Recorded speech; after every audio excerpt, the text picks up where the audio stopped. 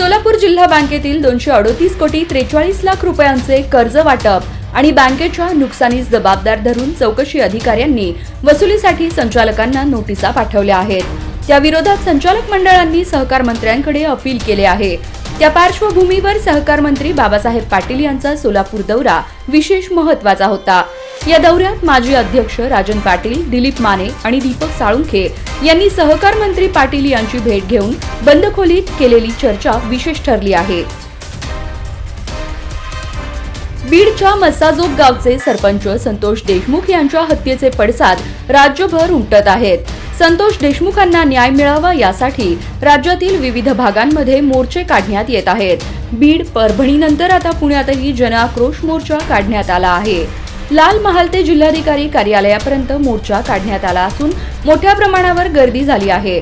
या मोर्चात दिवंगत संतोष देशमुख यांचे कुटुंबीय, माजी मुख्यमंत्री पृथ्वीराज चव्हाण, आमदार सुरेश धस, मराठा आंदोलक मनोज जरांगे, शिवसंग्रामच्या ज्योती मेटे आदींसह अनेक जण सहभागी झाले होते. मात्र मराठा आरक्षण आंदोलक मनोज जरांगे पाटील यांना मोर्चातून माघारी फिरावे लागले. प्रशासनाच्या वेबसाईटवर जुनेच खासदार. सोलापूर जिल्हा प्रशासनाच्या वतीने आयोजित बैठकीत संबंधित अधिकाऱ्यांकडून अपडेट माहिती विचारली जाते, परंतु तसे नसल्यास कारवाई केली जाते. solapur.gov.in या प्रशासनाच्या वेबसाईटवर अद्यापही 2014 साली निवडून आलेल्या खासदारांचीच नावे आहेत. नवनियुक्त लोकप्रतिनिधी आणि अधिकाऱ्यांची माहिती अपडेट केलेली नाही. 10 वर्षे झाली अद्याप जुन्याच खासदारांची नावे असल्याने प्रशासनाचा सुस्तपणा दिसून येत आहे. जिल्ह्यात 64 लाख मेट्रिक टन गाळप. सोलापूर ऊस गाळप हंगामाने जोर धरला आहे. जिल्ह्यात आतापर्यंत 64 लाख 7 हजार मेट्रिक टन ऊसाचे गाळप झाले आहे. या माध्यमातून 48 लाख 33 हजार क्विंटल साखरेचे उत्पादन झाले आहे. सोलापूर विभाग राज्यात गाळपात 3ऱ्या क्रमांकावर आहे. लालपरीने मोहोळ बस स्थानकात घेतला अचानक पेट. कोणतीही जीवितहानी नाही.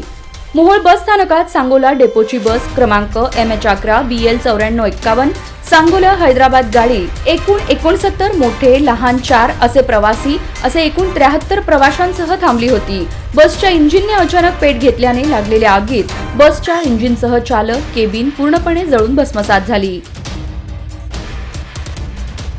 चार्जिंगला लावलेल्या इलेक्ट्रिक बाईकचा स्फोट. 11 वर्षांच्या मुलीचा मृत्यू, दोघे जखमी.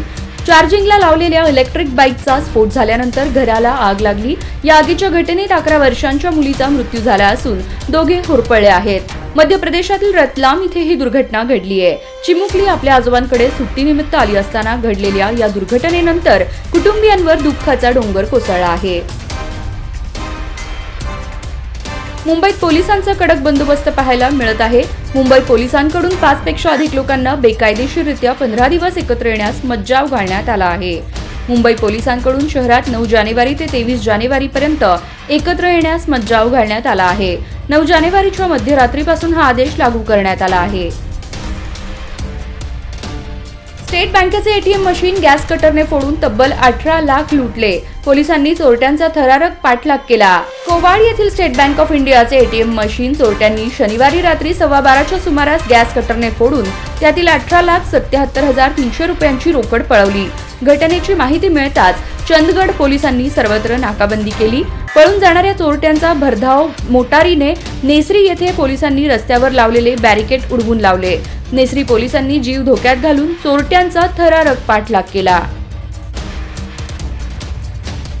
उजनी धरणातून सिंचनासाठी पाण्याच्या 3 पाळ्या सोडणार. उजनी धरणात उपयुक्त पाणीसाठा 96.92% इतका उपलब्ध आहे. मागील वर्षी 66% पाणी उपलब्ध होते. त्यामुळे सोलापूर जिल्ह्यातील शेतकऱ्यांना सिंचनासाठी व नागरिकांना पिण्यासाठी संपूर्ण उन्हाळा पाणी उपलब्ध राहील. साधारण 3 पाळ्या देण्याचे नियोजन करण्यात आले आहे. यासाठी सूक्ष्म नियोजन करावे. काळाचा घाला. सांगोला पंढरपूर रोडवर तिहेरी अपघात.